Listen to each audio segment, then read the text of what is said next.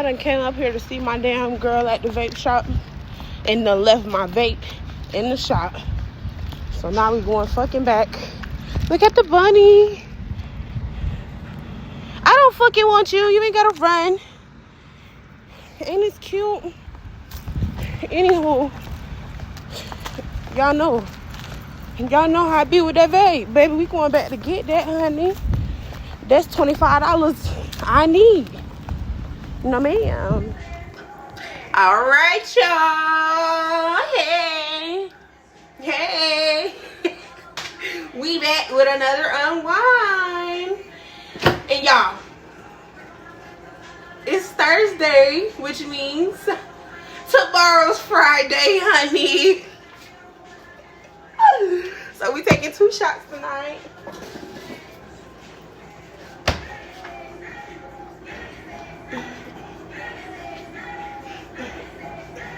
Baby, I ain't gonna have to sit on chair for 2 days. So that means 2 shots. That shit's syrupy, so y'all know it's cold. Hold on. My cup acting like it don't want to open. Alright, we back. We was having some technical difficulties because I had this cup in the freezer. The top part of it had frozen and it wouldn't open. So here we are, shot number 1. Cheers, bitches.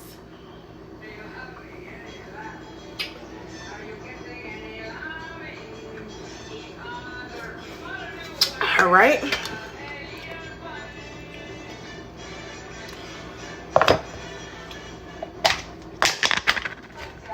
Everything frozen. I was trying to prep and be ready, y'all, but this shit is frozen and I ain't even getting no chaser. We not doing that, honey. We need all the chasers. So, number 2.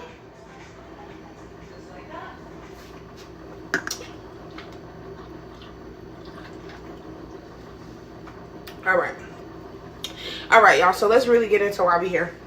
Today, we finna wash some dishes. We are going to cook dinner. Tonight on the menu, we have yellow rice, green beans, and turkey breast. And I'm going to saute that. Tonight, we're also going to be talking about how I ended up in my first group home, which was an all-girls group home. But yeah, it was an all-girls group home. So we finna turn around over here. We're gonna wash these dishes and we finna get into a story time. Alright. So let's get into it. Everything took place back in 2013. I was 11 going on 12. And I was also just exiting my 6th grade year, which that was a hell of a year for me. I don't know why, but my 6th grade year, baby, I was bad as hell. I gave them hell at that middle school, and I don't even know why to this day. But anywho, after that summer, I got placed back in foster care by a family member who had been raising me at that time. They decided that they just didn't want to do it anymore for whatever reasons that we're not going to get into right now, because I don't got time to go back and forth with my family over what's the facts and what's the lies. Anywho, after that summer, I went to an emergency shelter, and that's where kids go while they wait for placement, or they wait till the group home is ready, like their bed's ready at the group home, or they just go there just to wait and to figure out what's going to be done as far as on their case. And so I went to that emergency shelter. That was my first stay once re-entering foster care, was at that emergency shelter. And at that emergency shelter, I also had a ball. I was young, dumb, and full of bad decisions. So back then, while I got acquainted with the people that was there, the kids that were there at the time, I found myself a girlfriend. And y'all, I'm not gay. I was just doing shit. I identify as straight. I don't go against anybody who do, but that just ain't me. I was young, dumb, and full of bad decisions. So I ended up with a girlfriend. Actually, she was my very first girlfriend. And her age, I don't really remember how old she was, but I know she was somewhere around the age of turning 18 or getting closer to turning 18. I'm not sure, but I know she was like older, because that's how I ended up at the group home. So after a couple months of being there, they caught wind of us being in a relationship, and they had to break that shit up. And I don't know if you guys know what statutory rape is, but that's what we were dealing with at that moment. I'm gonna say statutory grape. I didn't mean to say that. Statutory grape. So that's what they were like trying to call it. And in order to keep me and her from getting in trouble, they left her at the shelter, which also had a group home, but that was a cold thing. But anywho, once they caught wind that we had been having some things going on, they had to break that shit up. And so in order to keep either one of us from getting in like any legal trouble, they separated us, leaving her there at the shelter, which was also a group home, but that was a boys and a girl group home. And they moved me to the girls, strictly all girls group home, which is funny because now that I'm thinking back on it, if y'all assumed I was in a relationship with a girl, what sense really did it make to place me in a all girls group home? Considering, yeah, anywho, it didn't make no sense. The system don't ever do things that make no sense. So that's where they placed me, into an all girls group home.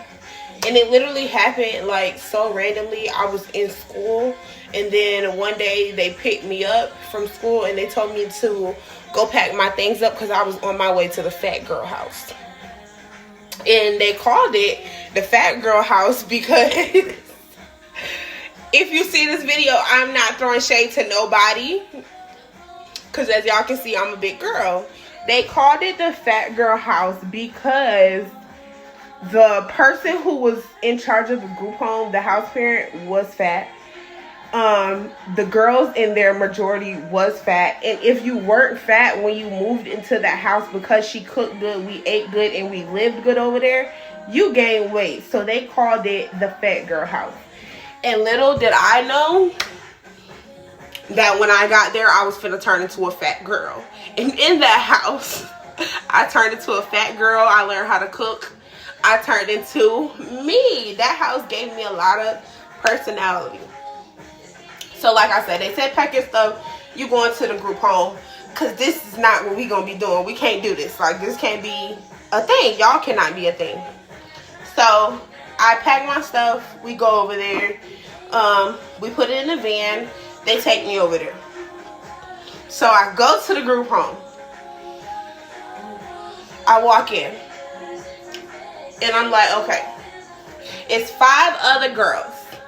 At the time, it was two black girls. Mia, Carrie. Oh, maybe it was just 4 girls. Oh, no, I'm lying. It was 3 black girls. It was 3 black girls, 2 white girls, and then entered me. And y'all ever, like, watch Bad Girls Club or whatever? When the new girl enters, that's how it was. Were the girls mean to me? No. Okay, so, yeah. So, no, nobody was mean to me. Everybody actually was welcoming, but you can definitely tell that that was their home. And they wanted to know what the fuck I was doing in it. And when you're in a group home, you have the girls that come and stay for a short period of time. And you have the girls that come that stay for a long period of time. I happen to be one of the girls that stayed for a long period of time. And I'll tell y'all later as to why. So, anywho, I enter into the group home. I'm the youngest one, too. So, that was already a turn off. Everybody was in high school. I was in middle school. But as I mentioned in my other video, I've always been mature for my age. So, that was no, like, hindering. That wasn't really hindering anything. But it was a little awkward. I did have a roommate. Which she was cool. Basically, after the first night, everybody became cool with me. Like, I ended up hitting it off with all the girls. And I actually started considering them to be big sisters of mine. Still to this day, I would consider them to be big sisters. At that time, they played a major role in my life because I was new to foster care, new to the group home life. So at this point, it was kind of these girls' jobs to show me the ropes, the way, and all of that, and that's exactly what they did. So I moved into the group home. Like I stated, I was the youngest one there. I hit it off with my roommate, obviously, first, of course, because we slept in a room together. So when everybody else was going to bed and everything like that, we were in our room getting to know each other. And me and her hit it off so good. I am going to upload some pictures. We became inseparable. Like, I'm talking about the big sister I never had because I'm the oldest. I also don't have no sisters on my biological mom's side or my dad's side at that time. And I actually didn't even know my dad at the time. I knew of him but didn't know him. So she took me under her wing, and she was a hot mess that turned me into a hotter mess. Let's just say that. We became so close. We were like sharing each other's clothes. We were wearing each other's shoes. Like, I was the mini her to her. And so I'm going to upload, like, I'm going to show y'all some pictures of us too, because that's how close we became. And as time went on of me being in that group home, I gained my nickname of Big Girl. We all had nicknames in the group home. The lady at the time who was our help. So as I was saying, this lady did her job above and beyond. She took her job serious. She made sure to build relationships with each and every one of us girls. It was to the point that we actually all really looked up to her as mom. That's what we call her, mom. And everybody had a nickname. Everybody had a specific relationship with her. Everybody had a specific relationship with each other. She made sure that we were more like sisters than roommates. She made sure that we understood that yeah, we're all going through some of the same things. We're all going through different situations, but similar situations. She made sure that we were there for each other. And the house ran so normal. People who would come there, like our friends, they actually didn't even understand what was going on. Like, they could never tell the dynamic of us because of how close we was. And we really just told everybody we were sisters. So yeah, so we told everybody we were sisters.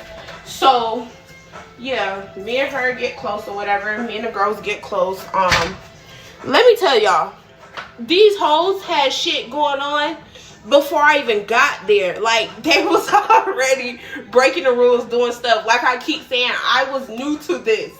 I was new to the group home life. I was new to being around and living with anybody other than family. Like, I was new to it. They was true to it. So when I get to the group home, they had their own stuff going on. They was sneaking out, sneaking people in. They was doing all type of shit. And who am I to come into their atmosphere and tell them, like, oh, y'all need to stop, or y'all need to this? I didn't say nothing. Actually, I fell in line with what they had going on. And boy, was I stupid for that. I fell in line with the dumb shit they had going on. And when I say that, this is some oil I'm finna cook with. It's some oil, her stuff or whatever. But yeah, so when I say I fell in line with the dumb stuff they had going on, to the point that I actually ended up grounded the first time. My very first time even being grounded there. I was grounded not because of anything I did, but because of what they were already doing. And the fact that when it all came out, the group home lady was upset with me because I never told. And that whole snitching thing doesn't just align when you're in jail. That snitching thing aligns in every aspect of life. So, like I'm saying, they already had this stuff going on when I came into the group home. Who was I to snitch on them? So who was I to snitch on them? Like I said, that snitching thing does not just go for in jail or whatever. Baby, you ain't know about it before I got here, baby. You ain't gonna know about it because I'm here. Like, I'm not finna tell on them. And let me say this one more time. I was the youngest. Everybody was older than me. I was in middle school. They were all in high school. I was just trying to fit in where I can get in. So why would I snitch on them? Like, actually, the shit was actually fun for me. Like, I would literally have to sleep out of my room so I could be the watch out. And so when she would be in our room with whoever, and she had a specific boyfriend who ended up actually being her baby daddy now. They have a kid together. But anywho, she would have me as the watch out, and they would be sneaking their people in, doing whatever, or sneaking out. That's what they would be doing. So I wasn't finna tell on them what I look like. So I got in on it. And I would become the watch out. Like I said, I would sleep on the couch. Because when one specific staff, the staff changed on the weekend. And when one specific staff would work on the weekend, she was a light sleeper. So, like, if you was going to do anything, you had to have had a watch out, or else, like, you was going to be caught up. So, I was down for the shenanigans. And I ended up grounded because of it. My first time even being grounded there, I got grounded because of somebody else doing. She took the doors off the hinges. She took our phones. She took every damn thing. We was grounded. And then she also told us she was taking Christmas. But then Christmas Day came and rolled around, and we had gifts under the tree after she told us that we wasn't gonna. Like, it was legit like she was our mom. She played our mother-parent games. Like, anything you probably went through in a normal household with your parent being petty or whatever, I went through it too. I went through it too. Just, she wasn't my parent. She was playing the role of my parent at that time. So, yeah, like, the girls, like I said, they had their own things going on. I was not going to come in there and ruin it or interfere with what they had going on. Did I ever sneak out in a group home time? Nah. I was always scary. Certain things I just didn't partake in, and the things that I did partake in, I hardly ever got caught. I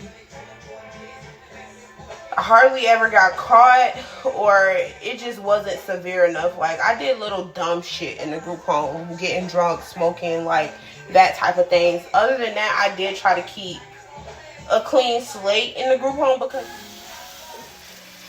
and you know, for each kid, it's nothing but $1 amount, unfortunately. And if you don't have people who are in the industry for the child's best interest and not for the dollar, then, you know, things bad could happen. And, you know, for my foster care journey, bad things did happen. Hold on, y'all. I'm cooking dinner, and let's get into these turkey breasts, because they look good as hell. And I'm gonna make some homemade gravy for them. I'm gonna make some homemade gravy, but like, they just all got done being sauteed, and they just look good as hell already. They look good as hell already. But anywho, you know, when you don't have people in the industry line for genuine reasons, bad things can happen. 1 second, y'all. Bad things can happen. So, yeah, like I was saying, the kids really would do all type of crazy things. But that was basically just some of the things I went through. You know, at least my first year. The grounded thing situation happened my first 3 months. That happened probably I want to say it happened my 3rd month. I want to say that situation took place maybe my 3rd month, if that. Cause shit hit the fan. And then the crazy part was, the way we got caught was because, like, her bio mom decided to snitch on her. Well, I'm gonna say the way they got caught was because her bio mom decided to snitch on her, and throw it in the group home mom's face. because that was another thing we went through. Our parents were sometimes jealous of the relationships we endured with that lady at the group home, but we were all young kids looking for someone to fill that void. So yes, our parents took offense, especially our moms. My bio mom had her ups and downs with the situation herself. One minute she liked the lady because we called her mom, and you know, she was all for the things she did for us, and then next minute she hated the lady because she did her job. Even with my adopted mom, one minute she's okay with the fact that I decided to get adopted, and the next minute she's upset. But you know, that's something our parents have to deal with. The fact that sorry y'all, I had to take a little break and get a little charge. But anywho, like I was saying, like, who want to be grounded? I ain't never want to be grounded, so I ain't never did no major things in a group home that was going to really put me on that radar. Did I make dumb decisions sometimes? Yes, ma'am, I did. But for the most part, I tried to keep it easy because at the end of the day, I knew my situation, and I knew that it wasn't a joke. And at the end of the day, when I entered into foster care, my first year into foster care is when I realized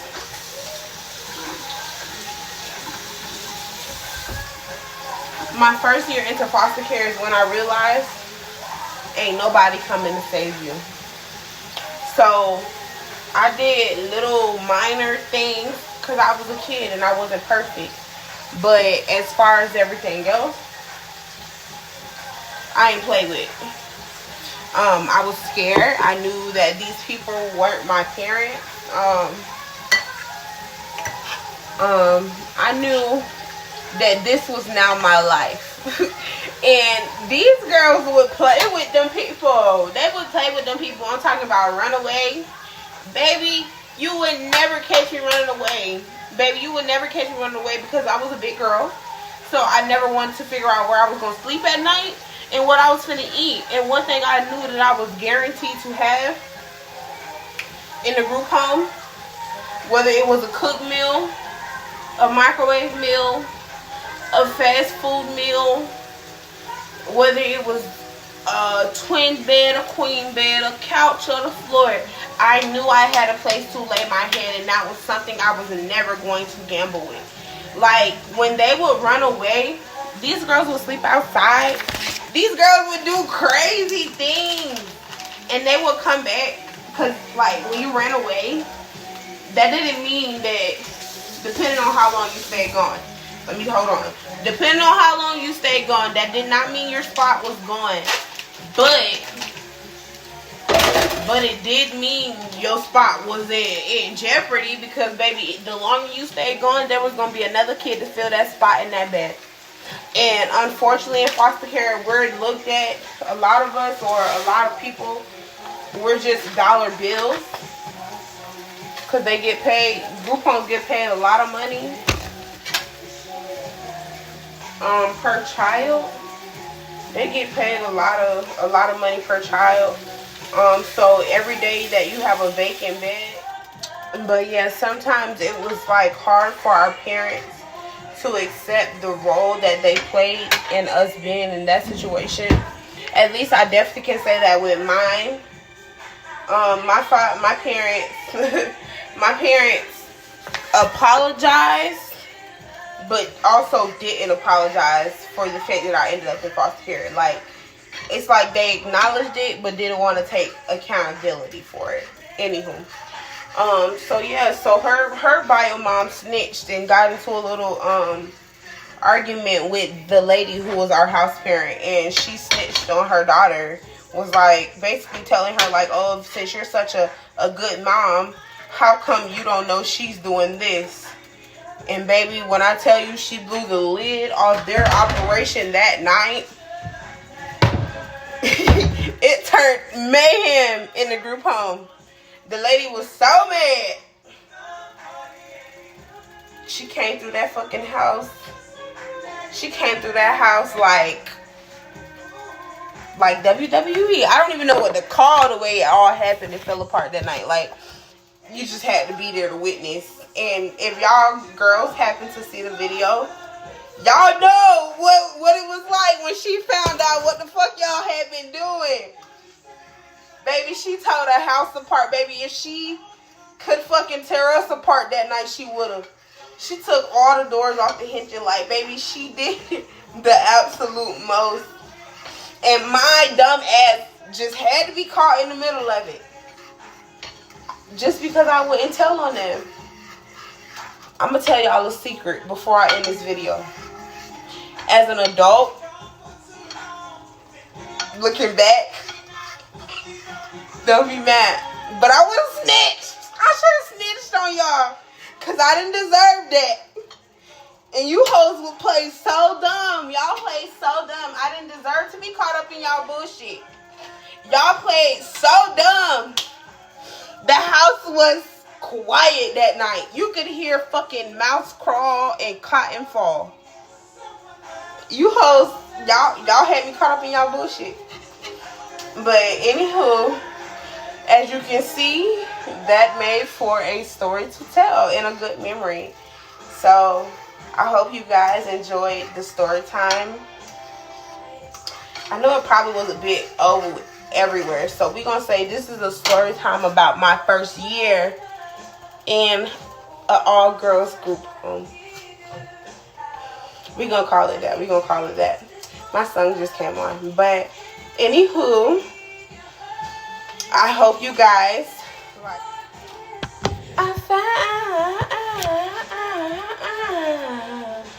I found you. Now we're going, what am I gonna do?